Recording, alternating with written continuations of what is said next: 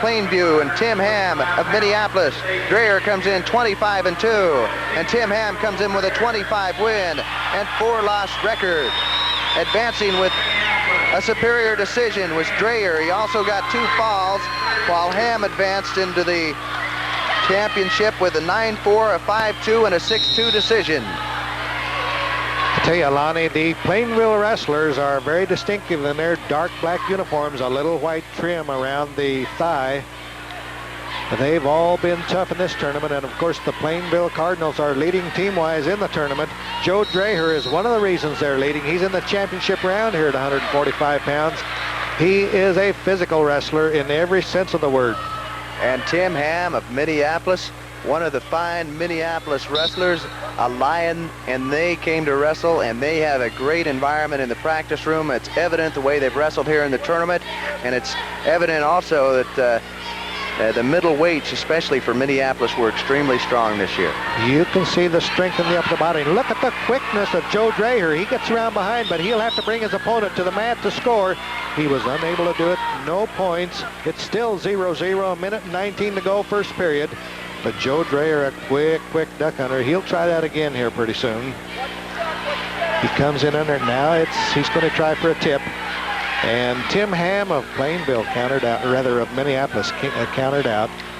Joe Dreher of Plainville, a couple of quick moves. He tries it again, and Tim Ham tries to counter, come around behind, but Dreher is quick enough to counter Tim Ham of Minneapolis.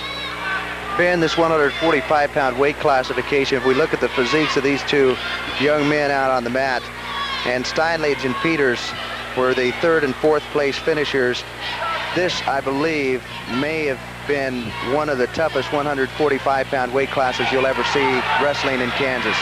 Tremendous strength, and look at Dreher manhandle Tim Ham. He still hasn't scored the points. He'll try to keep him in bounds. We're down to 23 seconds in the first period. It's still scoreless. A couple of good moves and a couple of good defensive moves for both wrestlers. We're not only talking about strength in this matchup, we're talking about extraordinary quickness, excellent moves, excellent counters, and for that many people to get behind and not be able to take them to the mat. Look at the balance as well. And at the buzzer, no points will exchange. The officials are going to visit about it. Now they are going to say 2. That was one of those real close moves where you'd almost need videotape instant replay to be able to view something like that. Well, let's take a look at the tape now, and we'll see if the points were scored. I believe they were. He's in deep on the leg now. If Tim Ham comes to the mat, the 2 points are scored right at that point, right at the buzzer. A good call by the officials. And 2 points for Joe Dreher as we continue here in the second period. We're just underway. Joe Dreher of Plainville, the top wrestler. He's on the top side. And his opponent, Tim Ham, with the stripe down the side of the uniform, up in standing position, peels off and gets one. It's an escape for Tim Ham. It's a 2-1 count. A minute and 35 to go, second period. Dreher moves in. He has a partial bear hug. It's a front head and shoulder lock. He can try for a throw from that position. But he breaks away.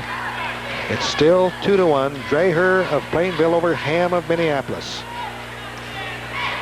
Ham in the uniform with the stripe down the side. Dreher working the arms. Ham trying to block off from the arms. We're down to a minute and 2. Dreher tries to come in again, and he has the strength to stand up, even with Ham hanging on. Tim Ham is blocking Joe Dreher. He doesn't like the feel of all that strength and quickness that Joe Dreher of Plainville has demonstrated so far. But it's 2-1. It's an awfully close match with 39 seconds to go.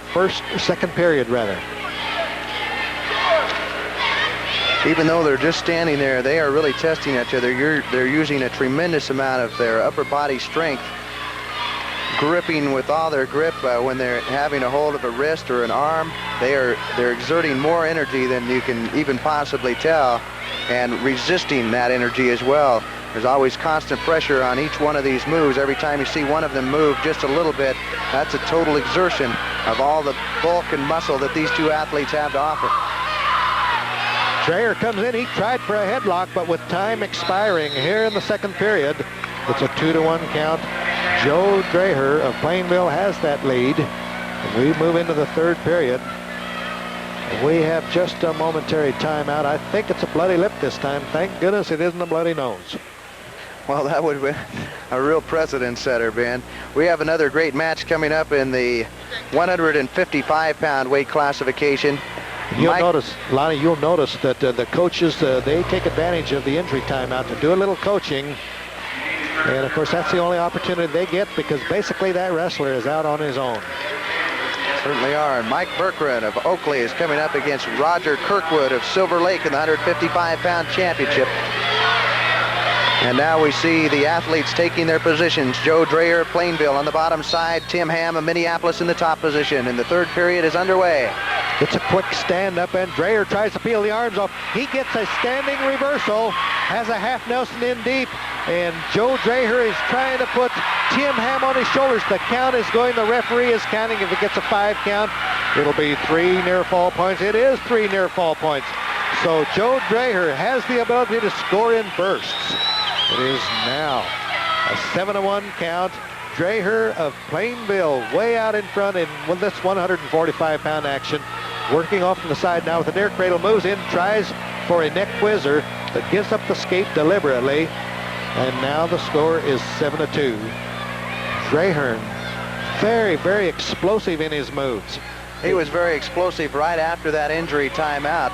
And whatever happened in his corner really had him fired up when that action got underway, because not only did he come out, fire up, and get the reversal, he also got the back exposure points and took a 5-point lead in the match. Right, the official, Ron Furman, moments ago signaled that he'd like to see more action. He realizes these kids are capable of wrestling full speed for the entire 6 minutes, and he wants to see it. The rule book calls for it. 57 seconds to go in the third period of action. And you know that Tim Ham certainly wants the officials to make him wrestle, because Tim Ham, trailing by 5, knows he's going to be wrestling very hard in the next 50 seconds. Tim Ham from Minneapolis is having great difficulty discovering an opening. Joe Dreher doesn't present much of an opening. He's awfully strong and he's awfully quick. Ham almost caught him off balance. Dreher comes in with a bear hug. He's got the bear hug hooked up, and he's swung around to the side. He almost was able to score with the bear hug, and now he's around behind. But remember, you can't score takedown points until you take your opponent to the mat. As they go to the mat, Dreher scores 2 more. It's now 9-2, Lonnie, and Dreher has demonstrated his superiority in this championship match at 145 pounds with only 15 seconds to go. His superiority at a tremendous weight classification for this 1988 championship tournament at Gross Memorial Coliseum. There's the countdown, and even elevating Tim Ham of Minneapolis in the closing seconds. A final 9-2. The new champion of 145 pounds, replacing Stefan Hahn of Phillipsburg, is Joe Dreher of Plainville. And there's a look at the new champion. He's relatively emotionless. I know he feels great inside.